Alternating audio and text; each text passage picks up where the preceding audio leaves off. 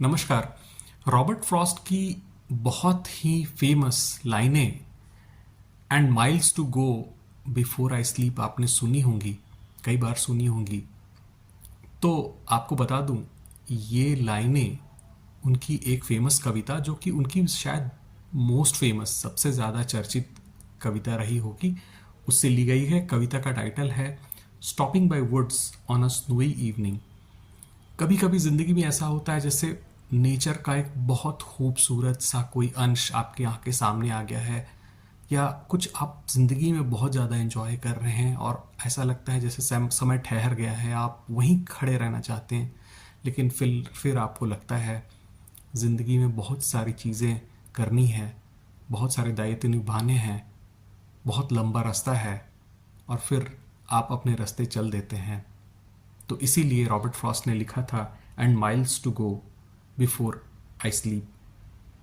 तो वो लिखते हैं, whose woods these are, I think I know, his house is in the village though, he will not see me stopping here to watch his woods fill up with snow.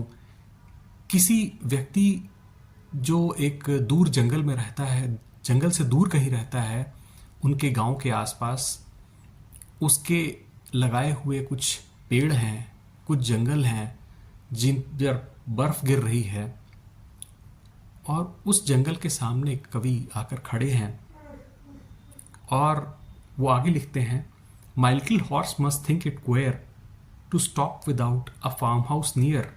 मेरा घोड़ा सोच रहा है कि अजीब आदमी है, जंगल के बीचों बीच रुक गया है, कोई यहाँ मकान भी नहीं है आसपास। Between the woods and frozen lake the darkest evening of the year. इस साल का सबसे सबसे काली रात है, और एक ऐसी सुनसान जगह जहाँ एक तरफ जंगल है, दूसरी तरफ एक झील है जो कि फ्रीज हो चुकी है, उसके बीच में यह व्यक्ति खड़ा हो गया है, घोड़ा सोच रहा है, और वो घोड़ा अपनी बेल्स को हिला करके पूछना चाहता है कवि से कि क्या आप कुछ मजाक तो नहीं कर रहे, कुछ गलती तो नहीं कर रहे हैं।